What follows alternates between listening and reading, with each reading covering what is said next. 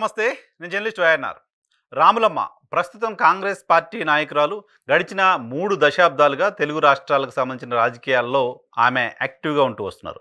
భారతీయ జనతా పార్టీలో పనిచేసిన, బీఆర్ఎస్ పార్టీలో పనిచేసిన, సొంతంగా రాజకీయ పార్టీని స్థాపించిన, తర్వాత కాంగ్రెస్ పార్టీలో పనిచేసిన ఆమె రాజకీయాల్లో ఒక సెంటర్ ఆఫ్ అట్రాక్షన్‌గానే వచ్చారు. సో, ఎప్పుడూ పవర్‌లో లేనప్పటికీ పవర్ఫుల్ పొలిటికల్ లీడర్గా విజయశాంతికి తెలుగు రాష్ట్రాల్లో గుర్తింపు ఉంది. ఆమెకు సినిమాల ద్వారా వచ్చిన గుర్తింపు కంటే అడిషనల్గా ఎక్కువ గుర్తింపు రాజకీయాల్లో వచ్చింది. ప్రధానంగా తెలంగాణ రాష్ట్రం కోసం ప్రత్యేకంగా పార్టీ ఏర్పాటు చేయడం, పార్టీ ఏర్పాటు చేసి తెలంగాణ ఉద్యమంలో పార్టిసిపేట్ చేయడం మాత్రమే కాదు, ఆ తర్వాత తెలంగాణ రాష్ట్ర సాధన కోసం తన పార్టీని బీఆర్ఎస్ పార్టీలో విలీనం చేసి ఎంపీగా పోటీ చేసి ఎంపీగా విజయం సాధించి ఆ తర్వాత తెలంగాణలో పార్లమెంట్లో తెలంగాణ అంశానికి సంబంధించి పార్లమెంట్లో బిల్ సందర్భంగా అక్కడ స్పీకర్ని అడ్డుకోవడానికి సంబంధించి సీమాంధ్ర ఎంపీలు ప్రయత్నం చేస్తున్న సందర్భంలో స్పీకర్కి రక్షణ గోడగా నిలిచి తెలంగాణ బిల్ పాస్ అవుతున్న సందర్భంగా తను పార్లమెంట్ వేదికగా కూడా తెగువ చూపించారు. సో, అటువంటి నాయకురాలుగా తెలంగాణ కోసం కేవలం డైలాగులకో ప్రకటనలకో పరిమితం కాకుండా సిన్సియర్గా పనిచేసిన నాయకురాలుగా విజయశాంతికి తెలంగాణ సమాజంలో గుర్తింపు ఉంది. అయితే ఆమె తెలంగాణ రాష్ట్రం ఏర్పడ్డ తరువాత తన రాజకీయ భవిష్యత్తుకు సంబంధించి తీసుకుంటున్న కొన్ని నిర్ణయాలు కారణంగా ఆమె పవర్లో లేకుండా ఉన్నారు. కానీ ప్రజలకు సంబంధించిన ఇష్యూలో కంటిన్యూస్గా ఏదో ఒక ప్రకటన ద్వారా నిత్యం వార్తలలో ఉంటూ వచ్చారు. సో, అటువంటి విజయశాంతి కాంగ్రెస్ పార్టీలో గడిచిన ఎన్నికలకు ముందు చేరారు. సో, కాంగ్రెస్ పార్టీలో చేరిన తర్వాత కాంగ్రెస్ పార్టీ రాష్ట్రంలో అధికారంలోకి వచ్చింది.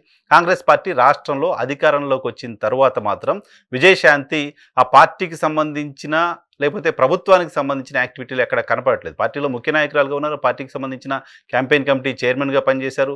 సో, కాంగ్రెస్ పార్టీ క్యాంపెయిన్ బాధ్యతనంతా కూడా తీసుకుని చాలా నియోజకవర్గాల్లో క్యాంపెయిన్ చేశారు. 2018లో కావచ్చు, తాజాగా కూడా ఎన్నికల క్యాంపెయిన్లో ఆమె పార్టిసిపేట్ చేస్తూ వచ్చారు. ఎంపీగా విజయశాంతిని పోటీ చేయిస్తారు లాంటి ప్రచారం జరిగింది. హైదరాబాద్ చుట్టుపక్కల ఉన్న ఏదో ఒక పార్లమెంట్ నియోజకవర్గం నుంచి ఆమెను పోటీ చేయించవచ్చు లాంటి ప్రచారం జరిగింది. ఆమె గతంలో ప్రాతినిధ్యం వహించిన మెదక్ నుంచి పోటీ చేయిస్తారు లాంటి ప్రచారం జరిగింది. ఎందుకో ఆమె పోటీకి దూరంగా ఉన్నారు. సో, ఈ ఉపోద్ఘాతం అంతా ఎందుకు చెప్తున్నానంటే, ఇప్పుడు విజయశాంతి ఉన్నది ఉన్నట్లుగా ఓపెన్గా మాట్లాడే పర్సనాలిటీగా పాలిటిక్స్లో చూస్తూ ఉంటాం. అటువంటి విజయశాంతి నిన్న ఒక ఇంట్రెస్టింగ్ ట్వీట్ చేశారు. ఆ ట్వీట్ ఏంటి అంటే, ఆమె బీఆర్ఎస్ పార్టీని ఆశీర్వదిస్తూ ఉన్నారు. బీఆర్ఎస్ పార్టీని ఆశీర్వదించే క్రమంలో, అంటే ఆశీర్వాదంలాగా నాకు అనిపించింది, బీఆర్ఎస్ పార్టీని వదిలిపోతున్న ఎమ్మెల్యేలను ఆపుకోవడానికి కొట్లాడితే బీఆర్ఎస్ పార్టీ బ్రతకదు. బీఆర్ఎస్ అనే పార్టీ అసలు ఎందుకు ప్రారంభమైందో గుర్తు తెచ్చుకొని అటువంటి చరిత్ర వైపు తిరిగి ఆలోచిస్తే ఈ బ్రతిమాలే కార్యక్రమం బహుశా ఉండదు అని. నిజానికి చాలా వ్యాలిడ్ వర్డ్గా అనిపిస్తోంది. ఇప్పుడు ఎమ్మెల్యేలు పోతున్నారు, ఎమ్మెల్యేలతో ఎమర్జ్ అయిన పార్టీగా బీఆర్ఎస్ పార్టీని చూడలేము. బీఆర్ఎస్ పార్టీ చాలా సందర్భాల్లో బీఆర్ఎస్ పార్టీ 2004 సందర్భంగా 26 మంది ఎమ్మెల్యేలు గెలిస్తే అందులో సగం మంది ఎమ్మెల్యేలు పార్టీ వెళ్ళిపోయారు, ఎంపీలు వెళ్ళిపోయారు. మంత్రులుగా పనిచేసిన వాళ్ళు కూడా కేసీఆర్ నిర్ణయానికి వ్యతిరేకంగా పనిచేస్తూ వచ్చారు. కేసీఆర్ పైన రకరకాల విమర్శలు చేస్తూ వచ్చారు. స్టిల్ ఉద్యమం అనే కాజు, తెలంగాణ అనే కాజును మాత్రమే బీఆర్ఎస్ క్యారీ చేస్తూ ఉండడం వల్ల తర్వాత చాలామంది మళ్ళీ యాడ్ అయిపోయారు. కొత్తగా ఎమ్మెల్యేలు లేరు, కొత్తగా రాజకీయాల్లోకి వచ్చిన వాళ్ళు ఉన్నారు.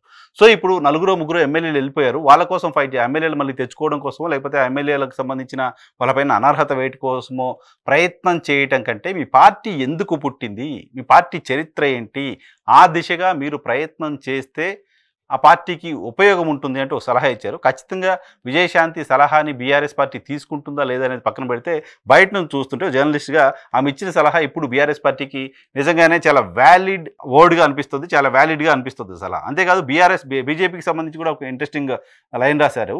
బీజేపీ తాము అనుకున్న స్థానాలు దక్కాయన్న ధోరణ, లేదా తమకు చాలినంతమంది ఎమ్మెల్యేలు లేరన్న ఆలోచన, లేదా ఏదైనా కారణాల వల్ల ప్రతిపక్ష బాధ్యతని ఆచరణాత్మకంగా వ్యవహరించని స్థితి తెలంగాణలో ఉన్నట్లు కొంత మీడియాలో ప్రచారం ఉంది. తమ సమస్యలపై నియతితో ప్రయత్నిస్తే ప్రజలు ఎప్పుడైనా తప్పక విశ్వసిస్తారు అన్నది దేశవ్యాప్తంగా నేడు కాంగ్రెస్ పార్టీ చూపుతున్న విధానం. ప్రామాణికం అన్న జనబాహుల్య అభిప్రాయం బీఆర్ఎస్ కూడా తెలియజేస్తున్నాను అంటూ ఆమె ఒక ట్వీట్ చేశారు. సో, బీఆర్ఎస్ పార్టీ చేయాల్సిన పనేంటి, చేస్తున్నది ఏంటి అనేది విమర్శ చేస్తూనే వాళ్ళకు సలహా ఇచ్చారు. సేమ్ టైం కాంగ్రెస్ పార్టీ అలా ప్రజల కోసం పనిచేస్తుంది కాబట్టి ఈరోజు కాంగ్రెస్ పార్టీ వైపు ప్రజలు చూస్తున్నారు అని చెప్పారు.